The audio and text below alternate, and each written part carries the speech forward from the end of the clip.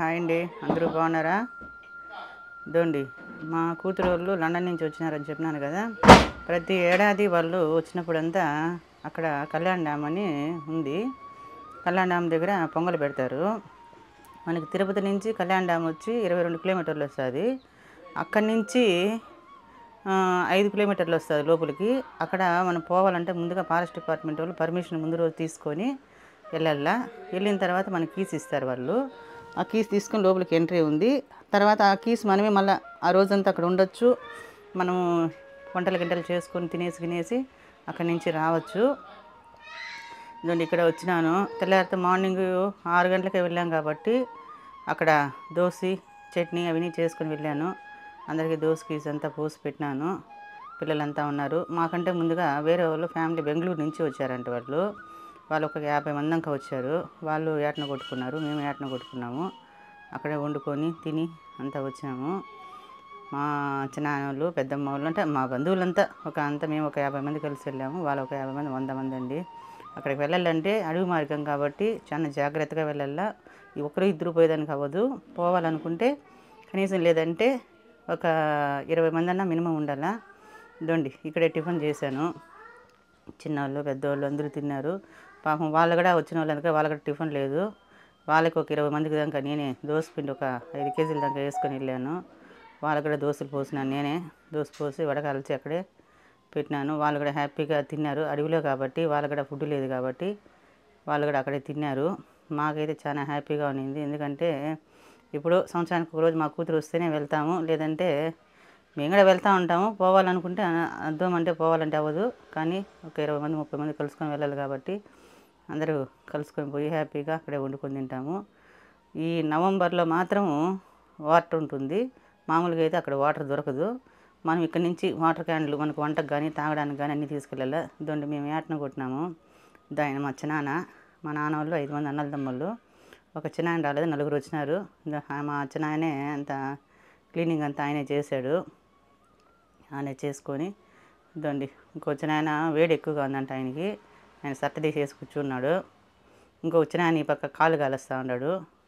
ఆ పక్క మేము వండుకొని తింటా ఉన్నాము. ఇదండి బైకులు ఎంత వచ్చినాయి. బండ్లు కార్లే తీసుకెళ్ళాలి. నడుచుకొని పోయేదానికి చాలా దూరం అవుతుంది. వెహికలే ఉండాలి ఎక్కువగా. ఆటోలు కానీ వెహికల్ కానీ లేదంటే జీపులు కానీ ఏదైనా ఉంటే సౌకర్యం, మన సౌకర్యం దాన్ని బట్టి మనం అక్కడికి వెళ్ళాలా. కానీ క్లైమేట్ మాత్రం సూపర్గా ఉంటుందండి. చూడాల్సిన చోటు. మేము అక్కడ పోయినామంటే చిన్న గాయం అనేది కూడా ఉండదు. మనసుకి ఎంత హ్యాపీగా ఉంటుంది అక్కడికి వెళ్ళాలంటే. అక్కడ అమ్మవారు ప్రాధాన్యత ఏమిటంటే, నాకు తెలిసి ఇప్పుడు 15 సంవత్సరాలుగా మేము అక్కడికి వెళ్తూ ఉన్నాము. 15 సంవత్సరాల నుంచి ఏదన్నా అనుకునేది జరుగుతుంది. పోయినప్పుడంతా మాకు తోచింది మేము అమ్మవారికి పెట్టుకొని చేసుకొని వస్తాము, మొక్కొని వస్తాము. అక్కడ సత్యం ఏమిటంటే అక్కడ పిల్లలు లేని వాళ్ళకి చాలా ముఖ్యంగా పిల్లలు ఇస్తుందంటండి. నాకు తెలిసి కూడా మా వీధిలో 2-3 పిల్లలు లేకనా అంటే నాతో కూడా వచ్చి వాళ్ళు కట్టుకుని చీర చింపి ఉయ్యాలు కట్టినారు. గుడ్డలో రాయి కట్టి మొక్కుబడి చేసుకుని ఇంటి దగ్గర నుంచి ఒక పొద్దు వచ్చి వాళ్ళు కూడా వచ్చినారు. మేము వెళ్ళిన రోజు కూడా 5 మంది వచ్చారండి బెంగళూరు నుంచి. వాళ్ళకి పెళ్ళి 5-6 ఏళ్ళు అయిందంట, పిల్లలు లేరనేసి అమ్మవారికి వచ్చి మొక్కుబడి చేసుకున్నారు.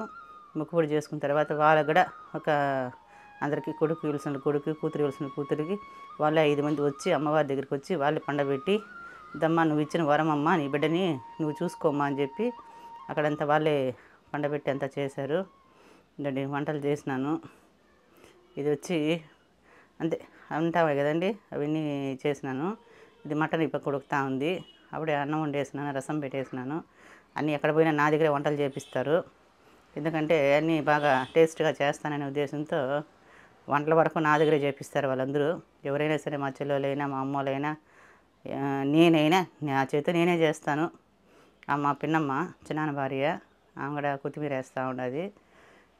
మాకైతే చాలా హ్యాపీగా ఉంటుందంటే పోవాల్సిన వాళ్ళు ఏదైనా ఉంటే, ఏదైనా పిల్లలు లేని వాళ్ళు ఏదైనా ఉంటే అక్కడికి పోయి అడ్రస్ కనుక్కొని చెక్ పోస్ట్ దగ్గరికి వెళ్ళి అడ్రస్ తీసుకొని పోయి అమ్మవారి దగ్గరికి పోయి మొక్కుబడి చేసుకుంటే మాత్రం తప్పకుండా పిల్లలు పుడతారండి. అంత సత్యమైన దేవత ఆమె.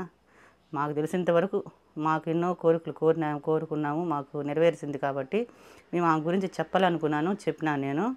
ఆమె చాలా సత్యమైన దేవత అండి. ఏదున్నా పిల్లలనే కాదు, ఏదున్నా ఆమె నెరవేరుస్తుంది. ఆమె అంత సత్యమైన దేవత.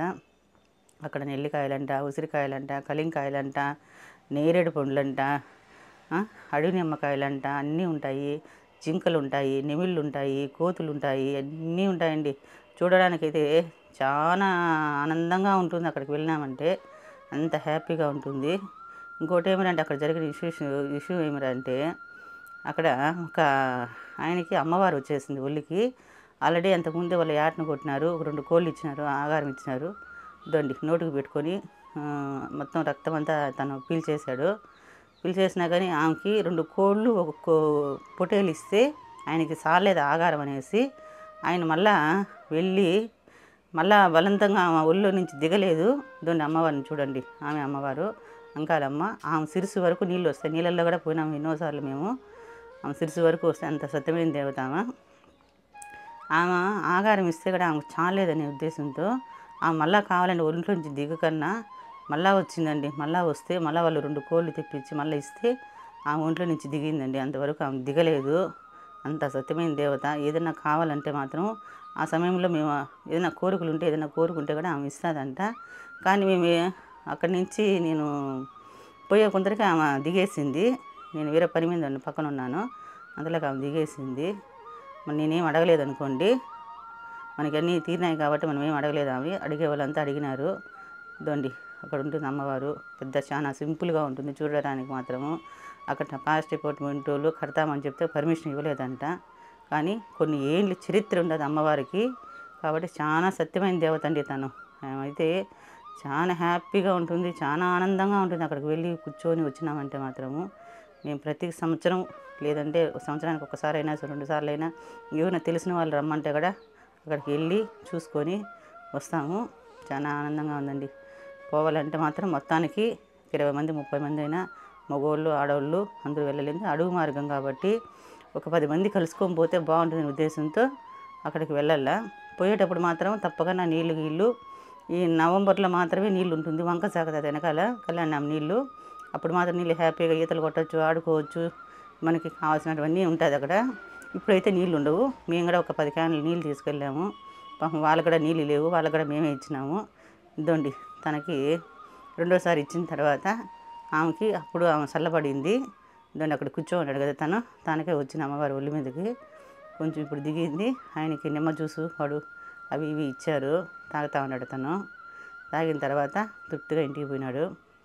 అంటే అక్కడి నుంచి కళ్యాణం దగ్గరికి వచ్చినాము. అక్కడికి రానించి ఒక తల్లి బిడ్డ కోతులు వచ్చినాయి. దగ్గరికి పోతానే పెట్టమని వచ్చినాయి. చేతులు అయితే ఏమీ లేవు, కొబ్బరి మొక్కలు మాత్రమే ఉన్నాయి. ఆ కొబ్బరి మొక్కలు కొట్టి ఇస్తే ఒక 4-5 కోతులు వచ్చినాయి. బాగా అవి ఆనందంగా తిన్నాయి. మా మనవాళ్ళు కూడా చాలా ఆనందపడినారు. వాళ్ళు కూడా కొబ్బరి మొక్కలు కొట్టి ఇచ్చినారు. మళ్ళీ బ్యాగ్లో ఉంటే కొబ్బరి మొక్కలు ఎత్తుకొని వచ్చి కొట్టి ఇస్తే అవి తిన్నాయి. ఇదండి అరటిపండ్లు అయితే లేవు, ఆడ అమ్మవారికి ఇచ్చేసినాం కాబట్టి అక్కడ కోతులు వచ్చినా ఇచ్చేసినాము. ఇవి దిగి వచ్చి మళ్ళీ కావాలంటే 2 టెంకాయలు తీసుకొని పగలగొట్టి ఇచ్చినాను, తిన్నాయి. ఆవిడ ఇంకా ఆకలి అవుతుందంట, చూస్తూ ఉన్నాయి. చూసినప్పుడు ఏమీ లేదు కాబట్టి 2 కొబ్బరి ముక్కలు తెచ్చి పగలగొట్టి చేతికి ఇచ్చినాను. అవి లాక్కుంటున్నాయి ముందుగానే. చేతికి ఇస్తే నీకే కదా ఇస్తానని ఉండు అంటే కొద్దిసేపు కూర్చునింది అక్కడే. కూర్చొని తీసుకొని పోయి తినింది. మాకైతే చాలా ఆనందంగా ఉందండి. ఎవరన్నా పోవాలనుకున్న వాళ్ళు అక్కడికి వెళ్ళండి. మీకు ఏదైనా కోరికలు ఉంటే నెరవేరుతాయి. తప్పకుండా ఆమె మిమ్మల్ని దయ తెలుస్తుంది. ఎందుకంటే మాకు తెలిసినంత వరకు మేము పోయినాం కాబట్టి, మాకు జరిగినాయి కాబట్టి, ఎవరన్నా పోవాల్సిన వాళ్ళు ఉంటే పోయినారంటే మాత్రం చాలా హ్యాపీగా. మా మన వాళ్ళు దిగి చెరువులో దిగారు. జనా